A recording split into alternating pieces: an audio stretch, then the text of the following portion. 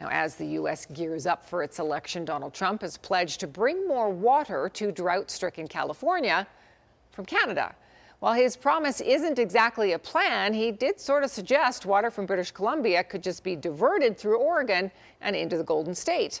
But one University of Calgary water expert says none of that makes sense. Tyler Barrow has more.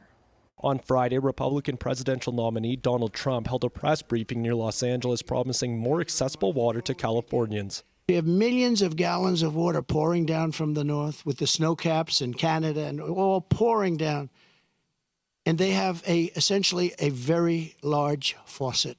You turn that and all of that water goes aimlessly into the Pacific. And if they turned it back, all of that water would come right down here and right into Los Angeles. It's just not that simple, right? To me, it's an uninformed opinion. It's somebody that doesn't fully understand how water works.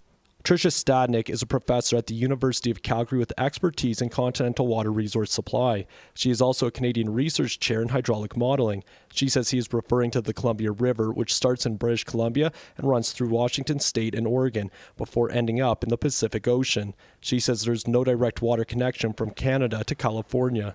We can't just be taking water and diverting it and sending it somewhere else. Besides that, every time that we're asked to do that, it's a sign that we're living outside of our means. Any water diversion, she added, would also have everlasting impacts on the ecosystem, wildlife, and humans already dependent upon the water coming from the Columbia River. She was also perplexed by his giant faucet comment, unsure of what he was referring to.